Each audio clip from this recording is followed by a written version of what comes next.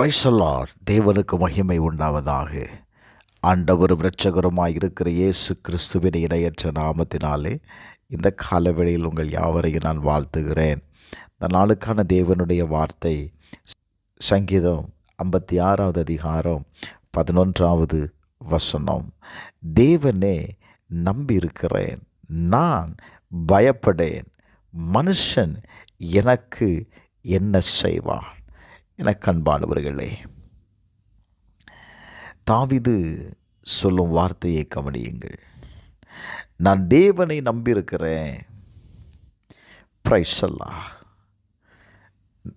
அதனால் நான் பயப்படலை, மனுஷன் எனக்கு என்ன செய்வான்?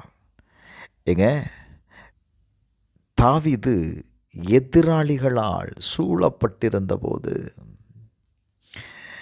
நான் பயப்படுகிறேன் அல்லது நான் பயந்தேன்னு அவன் சொல்லலை, அவன் ஸ்தோத்திரம் சொன்னான். Price the Lord. என் வாழ்க்கையில் எந்த கஷ்டம் வந்தாலும் என் நாவு அவரை துதிக்கும்.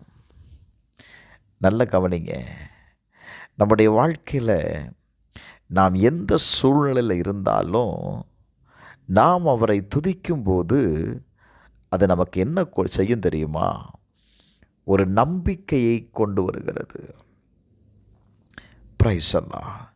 10வது வசனத்தில் அவன் சொல்கிறான், தேவனை முன்னிட்டு அவருடைய வார்த்தையை புகழுவேன். கர்த்தரை முன்னிட்டு அவருடைய வார்த்தையை புகழுவேன்னு சொல்கிறாங்க. Price the Lord. அவன் 2 காரியங்களை சொல்லுகிறான். தேவனை நான் ஸ்தோத்தரிப்பேன், அவருடைய வார்த்தையை ஸ்தோத்தரிப்பேன். Price the Lord. கர்த்தர் உங்களுக்கு சொன்ன பிரைஸ் தி லார்ட் வாக்கு தத்தத்தை நினைத்து நாம் கர்த்தரை ஸ்தோத்தரிக்கணும். 2வது, அவர் சொன்ன வார்த்தையை நாம் நினைத்து நாம் ஸ்தோத்தரிக்கணும். அப்படி நீங்கள் ஸ்தோத்தரிக்கும் போது அந்த வார்த்தை உங்களுக்கு என்ன கொடுக்கும் தெரியுமா? ஒரு பெரிய நம்பிக்கையை கொடுக்குங்க. அது உங்களுக்கு ஒரு பலனை உங்களுக்கு கொண்டு வரும். நான் இப்படி சொல்லுவேன், நீங்கள் எப்பெல்லாம் ஸ்தோத்திரம் பண்ணுறீங்களோ அப்பெல்லாம் உங்கள் வாழ்க்கையில் இருக்கிற அல்லது நீங்கள் பயந்து கொண்டிருக்கிற காரியத்திலிருந்து நீங்கள் விடுவிக்கப்படுகிறீர்கள். நம்ம பயம் வந்தால் என்ன செய்கிறோம்? ஓடி விடுகிறோம்ல, மனம் சொர்ந்து போகிறோம். அது ஒரு பெரிய துக்கத்தை நமக்கு கொடுத்து விடுகிறது. ஆனால் தாவீது சொல்லும்போது, நான் துதிக்கிறேன், அதனால் நான் பயப்படலை அப்படின்னா, நம்ம வாழ்க்கையில் நீங்கள் எப்படிப்பட்ட சூழ்நிலை இருந்தாலும் சரி, நான் சொல்லுவேன், கர்த்தரை துதியுங்கள், கர்த்தருடைய வார்த்தையை ஸ்தோத்தரியுங்கள். இன்றைக்கு நீங்கள் நோயினால் கஷ்டப்பட்டு கொண்டு இருக்கலாம், குடும்ப பிரச்சனையில் இருக்கலாம், பண பற்றாக்குறையில் இருக்கலாம், அல்லது ஏதாவது ஒரு மனசோர்வுக்குள்ளே நீங்கள் இருக்கலாம்.